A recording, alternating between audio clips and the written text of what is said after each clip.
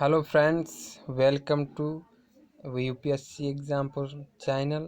आपका स्वागत करता है। आज हम हिंदी के माध्यम से सर्वनाम को पढ़ेंगे, जो कि विकारी शब्दों के अंतर्गत आता है। आपने सुना होगा कि विकारी शब्द कौन होते हैं, अविकारी कौन होते हैं। तो ये समझिए, ये विकार के आधार पर दो प्रकार के होते हैं, जो कि ये शब्द रचना को आप सुने होंगे। शब्द रचना के अंतर्गत का एक पार्ट है। अगर हम कहें कि शब्द रचना में कितने पार्ट आते हैं, तो 5 प्रकार से बांटा जाता है। अर्थ के आधार पर, काव्य शास्त्र के आधार पर, ये विकार के आधार पर, आयदर करके 2 और हैं। इस हिसाब से देखा जाए तो सर्वनाम विकार के आधार पर सर्वनाम को पाया जाता है।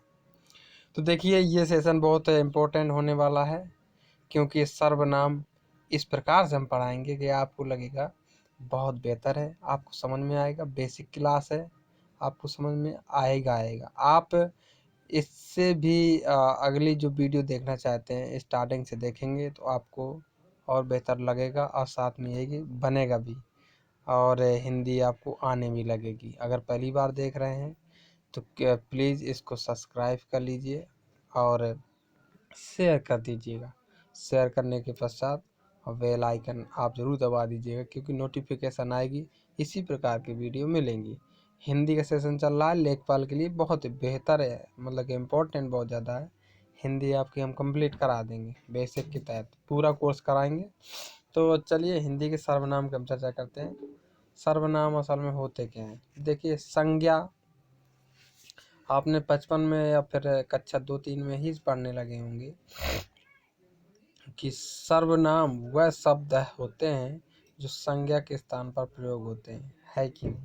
संज्ञा के स्थान पर अगर उदाहरण के लिए बता दूं, जैसे मोहन ओहन और साथ में स्थान का नाम दिल्ली बिल्ली होता है ना। दिल्ली, साथ में दिल्ली, मुंबई, आगरा, ये सब क्या है? स्थान के नाम या व्यक्ति के नाम संज्ञा कहलाते हैं। ये आपने सुना। अगर उन्हीं के जगह हम कोई शब्द प्रयोग कर दें, जैसे कि मोहन है, तो मोहन को अगर हम कहते हैं कि मोहन कहाँ गया है, उसी का दूसरा सेंटेंस अगर मैं कह दूं वह कहाँ गया है, सिर्फ इशारा करके कह दूं वह कहाँ गया है, तो मतलब ये आया कि वो मोहन के लिए ही कहा गया, बट मोहन का नाम नहीं लिया गया, इशारा किया गया। इशारे से अगर बात की गई है तो समझ जाइएगा वो सर्वनाम का प्रयोग किया जा रहा है। ऐसे ही जैसे कि अब मैं दे दूं, काफ़ी मतलब ये रहे एग्जाम्पल। देखिए, मैं भी एक क्या होता, सर्वनाम होता। हम सर्वनाम होता। तुम सर्वनाम होता। वह वे भी होता। वे, कहाँ, आप, जो, जिसे, किधर, इधर आदि, ये सब क्या है? ये सब सर्वनाम के अंतर्गत आते हैं। संज्ञा तो आपने पढ़ा होगा, स्थान का नाम, या फिर वो सिर्फ नाम या स्थान का नाम प्रॉपर होता है, वो उसके नाम से सारे किए जा सकते हैं, उसे सर्वनाम कहते हैं। देखिए, आगे देखिए, जैसे ये दिए, देखिए उदाहरण है। सोहन एक बुरा काम करता है। सोहन एक बुरा काम करता है, अगर उसी को कह दिया जाए कि वह एक बुरा काम करता है, अगर इसको कह दिया वह एक बुरा काम करता है, तो किसके लिए कहा गया? सोहन के लिए कहा गया ना। तो संज्ञा के स्थान पर जो शब्द प्रयोग होता है उसे क्या कहते हैं? सर्वनाम कहते हैं। देखिए, बहुत सिंपल सी भाषा आ गई। अगर दिमाग लगाएंगे, अच्छा मेरी तरफ फोकस रखेंगे, तो आपको समझ में आएगा। दूसरा देख लीजिए, खाना पकाने में रमेश और आशीष ने दम लगा दिया। आशीष तो मेरा नाम है, तो खाना पकाने में भाई हमने तो दम ही लगा दी, जब जब लगाई, लेकिन साथ में रमेश को भी चौपट कर दिया, है कि नहीं। तो ये दोनों लोग हो गए जैसे, तो दोनों लोगों के लिए एक शब्द आ गया। देखिए, ये रहा सर्वनाम हमारा। क्या निकला? उन्होंने खाना पकाने में दम लगा दिया। तो बताइए, उन्होंने, ये जो शब्द लगा है, तो इस शब्द का असर इन दोनों संज्ञाओं का असर दिखा रहा है कि नहीं। दोनों का समेकित एक में बोल दिया गया। वो क्या बोला गया? उन्होंने। तो ये रही हमारी सर्वनाम की विशेषता। सर्वनाम कितने मतलब भेद होते हैं, कितने भेद होते हैं इसके, ये इसके आपको पता होगा। ये 6 भेद होते हैं इसके। किसके? सर्वनाम। पहले की बात करते हैं। पहला जो आता है तो हमारा पुरुषवाचक सर्वनाम। पुरुषवाचक सर्वनाम क्यों कहते हैं इसे, इसको समझना। देखिए इसमें पुरुष वाले शब्द ही आएंगे पुरुषों में, मतलब ऐसा नहीं, आपने सुना होगा कि संज्ञा किसे कहते हैं, मतलब कि व्यक्ति का नाम या स्थान का नाम। इसी प्रकार से अगर सर्वनाम को कह दें तो व्यक्ति के नाम की जगह अगर कोई शब्द प्रयोग होता है तो सर्वनाम कहते हैं। लेकिन अगर कह दिया जाए कि स्थान की जगह व्यक्ति, मतलब स्थान की जगह या स्थान के नाम की जगह प्रयोग किया जाए तो उसे सर्वनाम कहते हैं। लेकिन पुरुषवाचक सर्वनाम में ये नहीं है, स्थान की जगह का नाम नहीं है, इसमें सिर्फ पुरुष की बात होगी, पुरुष या महिला, जीवित प्राणी की बात हो रही है। जैसे मैं, हम, तुम, आप, ये सब उदाहरण किन में लगते हैं, सब पुरुषों में लगते हैं, या फिर पुरुष या महिला में आप उन्हीं को बोलेंगे। कि दिल्ली को थोड़ा आप लगाएंगे या फिर तुम लगाओगे, किसी से बात थोड़ा दिल्ली से बात कर लेंगे, नहीं कर पाएंगे। जैसे मैं कह दूँ आदमी से ये तुम कहाँ जा रहे हो, तो एक मनुष्य से कहा जा सकता है, लेकिन दिल्ली से कह दूंगा कि तुम कहाँ जा रहे हो, दिल्ली से ये भी नहीं हो सकता। चल भोपाल से कह देते तुम कहाँ पर हो, भोपाल थोड़ा जवाब दे देगा। इसी हिसाब से स्थान के नाम या अदर निर्जीव वस्तुओं के लिए नहीं, ये सिर्फ जीवित वस्तुओं के लिए, वस्तु कहते हैं जीवित व्यक्तियों के लिए ये वाले सर्वनामों का प्रयोग होता है। और भी एक, जैसे कि जिसको, जिसने, जिन्होंने, ये सब क्या है, सर्वनाम है। तो ये पुरुष या महिलाएं दोनों आते हैं इसमें पुरुषवाचक में। तो ये दोनों लोगों को क्या कहते हैं, पुरुषवाचक सर्वनाम कहते हैं।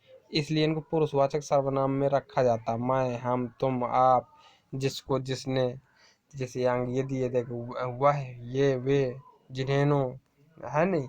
अब देखिए इसके 3 भेद होते हैं पुरुषवाचक अगर देखा जाए। पहला उत्तम पुरुष, मध्यम पुरुष, आगे दिए अन्य पुरुष, लेकिन उसकी बात कर लेंगे। अब देखिए इसमें उत्तम पुरुष में मैं, हम, ये दोनों रट लीजिए या फिर याद कर लीजिए। मैं, हम उत्तम पुरुष ही हैं। मध्यम पुरुष की बात करें तो तुम और आप।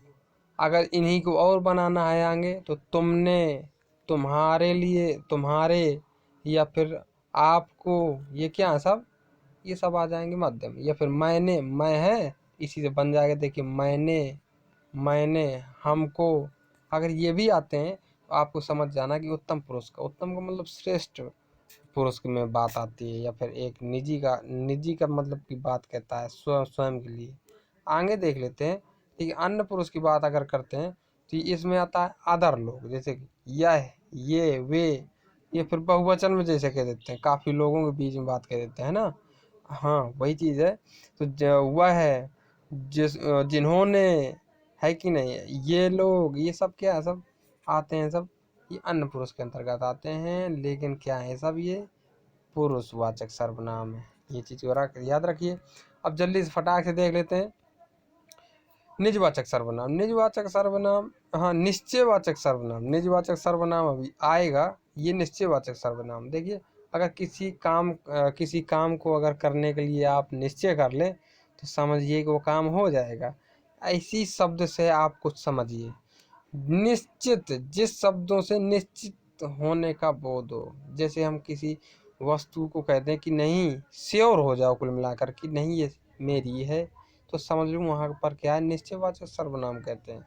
ये देखिए जैसे यह मेरी पुस्तक है, ये मेरी पुस्तक है, तो इसमें क्या हो गया, ये जो सर्वनाम लगा यह है, तो ये निश्चित हो गया। ये मेरी इसके बोध कराता है, मेरी जो है क्या कराता है, कहता है कि निश्चितता का बोध कराता है। ठीक है, पुस्तक की बात कह रहे हैं कि मेरी है, निश्चित है वो, तो इसका मतलब है कि ये हमारी ये पहचान में अगर शब्द आ गए अगर बोलने को, ये लिख करके कि यह मेरी पुस्तक है, कौन सा सर्वनाम है, तो आपको टिक करना पड़ेगा कि निश्चयवाचक सर्वनाम है। यह मेरी घरवाली है, देखिए ये दिए, ये मेरी घरवाली है, निश्चित है तुम्हारी घरवाली है कि नहीं। अगर किसी और की होती तो समझ लो भैया गड़बड़े हो जाता कि नहीं हो जाता, किसी और की घरवाली कैसे। आजकल यह कोई कार्य नहीं करता, देखिए आजकल यह कोई कार्य नहीं करता, इसमें कौन सर्वनाम है, यह है कि नहीं। लेकिन अगर देखा जाए कि निश्चित बता दिया कि यह कोई कार्य नहीं करता, श्योर है कि नहीं। अगर देखिए नीचे एक में दिए हुई है ये पुस्तक मेरी है। कंफ्यूजन में आ जाएंगे आप जिस दिन ये दोनों आ जाएंगी। ये मेरी पुस्तक है, ये पुस्तक मेरी है। देखिए अगर इसकी बात करें तो ये क्या है, इसकी अगर बात करता हूँ तो ये सार्वनामिक विशेषण है। ध्यान दीजिए, सार्वनामिक विशेषण ये काम करने लगता है। अगर ये मेरी उठकर यहाँ लग जाती है, जैसे ये रही, इसमें यहाँ लग गई अगर मेरी इस जगह से, इस वाले से, तो समझ लीजिए कि यहाँ पर सार्वनामिक विशेषण है, यहाँ पर सिर्फ सर्वनाम है। कुल मिलाकर यहाँ विशेषता का कार्य करने लगता है ये मेरी, इसलिए ये सार्वनामिक विशेषण बन जाता है। वो कंफ्यूजन में मत रहिएगा, ठीक है। अगर ये मेरी बात क्या आता है, कर्म के बाद लगा है, तो ये सार्वनामिक विशेषण है। और अगर यहाँ पर मेरी इसके कर्म के पहले दिए है पहले, तो क्या होता है, ये पे यहाँ पर सिर्फ सर्वनाम का कार्य करेगा। यहाँ बहुत कंफ्यूजन होता है। आगे देखिए, आगे आता है अनिश्चित वाचक शब्द। अनिश्चित का मतलब है कि यहाँ पर निश्चित नहीं किसी वस्तु किया जा सकता है। जा समझे, जिन शब्दों से वस्तु या व्यक्ति का बोध ना हो, निश्चय ना हो, उसे क्या कहते हैं, अनिश्चित कहते हैं। जैसे कोई बाहर खड़ा है, कौन खड़ा है पता नहीं। कुछ लोग दौड़ रहे हैं, कौन दौड़ रहे हैं पता नहीं। कुछ खिला दो, क्या खिला दो पता नहीं, भले चाहे उसको मिर्चा खिला दो या फिर करेले का जूस खिला दो, लो कोई पता नहीं। हाँ, उन उन उसने कमरे में कुछ रखा है, क्या रखा है पता है क्या, नहीं पता। इसलिए क्या है, ये सब अनिश्चितवाचक सर्वनाम होते हैं। आगे देखिए, प्रश्नवाचक का मतलब आप समझ रहे होंगे कि जहाँ पर प्रश्न पूछे जाते हैं, ऐसे शब्द होंगे जहाँ प्रश्नों की व्याख्या करते होंगे, प्रश्न पूछने वाले शब्द होंगे, क्या, क्यों, कैसे, वही सब। जैसे देखो, तुम क्या खाया, तुमने क्या खाया, यह है कि नहीं, ये प्रश्नवाचक है। ऐसे छांटने क्यों आया करते हैं कि इसमें सर्वनाम, इस वाक्य में सर्वनाम कौन सा है कि नहीं। प्रश्नवाचक अगर पूछेगा तो इसमें प्रश्नवाचक बता देंगे, ऐसा होता है। आपके रूम में कौन आया, ये कौन क्या है हमारा, ये रहा प्रश्नवाचक सर्वनाम, ये सर्वनाम है। देखिए ये प्रश्न पूछ रहा है यहाँ को, ठीक है, तो इसको दोनों आएंगे। प्रश्नवाचक ये रहा, ओनली सर्वनाम ये रहा। एक दूसरा आदेश, तुमने किसको मारा, है कि नहीं, इसमें भी प्रश्नों प्रश्न वाले ऐसे पहचाने मिल जाते हैं। संबंध, संबंध का मतलब है किसी वस्तु, किसी शब्द को जोड़ना। संबंध का मतलब ये है, ऐसा संबंध नहीं शादीशुदा और शादी कराने वाला संबंध की बात नहीं कर रहा मैं। आप कंफ्यूजन में आकर के कहीं शादी न करा देना किसी की लेकिन ये है कि चलो, ये संबंध की व्याख्या अलग है। संबंध किसी शब्द को किसी शब्द से जोड़ना, ये संबंध कहलाता है। जैसे ये ऐसे शब्द जो एक वाक्य को दूसरे वाक्य से जोड़ते हैं, उसे क्या कहते हैं, संबंधवाचक सर्वनाम। जैसे एग्जाम्पल, जैसी करनी वैसी भरनी, है कि नहीं। जैसे को तैसा, अब जैसे कह दूं, जैसा मोहन ने मेरे साथ किया वैसा ही उसको उसके साथ मिला लो, मिल गया, एक सेंटेंस बन चुका। ऐसे ऐसे वाक्यों को क्या कहा जाता है, संबंधवाचक सर्वनाम कहते हैं। आगे इसके देख लेते हैं। जो जैसा करेगा वो वैसा भरेगा, जिसकी लाठी उसकी भैंस, जैसा बोएगा वैसा काटेगा। एक गाना बना नहीं, जैसा बोएगा वैसा काटेगा, वही है। आगे देखते हैं निजवाचक सर्वनाम। निजवाचक सर्वनाम क्या है, मैंने अभी बताया था उस समय कि निजवाचक और निश्चयवाचक में कंफ्यूज मत होइएगा। निश्चयवाचक जो निश्चित कर दे कि नहीं ये मेरा है। निजवाचक, निजवाचक अपने लिए, स्वयं के लिए मरता हो आदमी, या फिर स्वयं के लिए कहता हो, बस अपना ही संसार देखता हो, उसे कहते हैं निज। निजी क्षेत्र मतलब निजी के लिए कहता है, किसी दूसरे के लिए सोचता ही नहीं है। जैसे जैसे ये है, इसका दिया कर्ता स्वयं को इशारा करता है, कर्ता स्वयं को इशारा करता है, मतलब जो संज्ञा होती है, जो होता है, तो स्वयं के लिए ही कहता है, अदर के लिए सोचने का कोई समय नहीं। जैसे ये रहा, मैं स्वयं खाना खाऊंगा। अब मान लो ये भी नहीं है कि चलो हम सब लोग खाना खाएंगे, कोई मतलब नहीं, मैं स्वयं खाना खाऊंगा बस।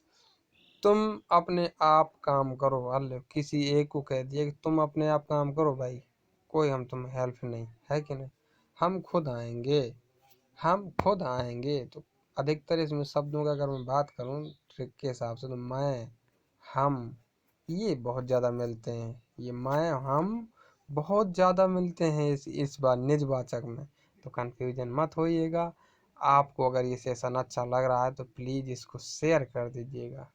देखिए आपका 2 मिनट का टाइम जाएगा, ज़्यादा 2 मिनट तो बहुत बोल दिया मैंने, खींच के 20 सेकेंड का टाइम जाएगा आपका, लेकिन मेरा अगर आप शेयर हो जाता है मैं कितना खुश होता हूँ। तो मेरी दुआ लग जाए भाई आप लोगों को, क्योंकि इस समय तो मैं बहुत परेशान हूँ। बढ़ नहीं रहे अभी सब्सक्राइबर, तो कृपया करके बढ़ाएं, क्योंकि दम तो लगाता हूँ बहुत अच्छा दूँ, अथवा टाइम नहीं लग पाता, गांव क्षेत्र में है नहीं तो अभी तक बहुत क्लासें दे देता। ठीक है भाई, हम चलो अब आगे अगली क्लास का वेट करो, सब्सक्राइब जरूर कर लीजिएगा।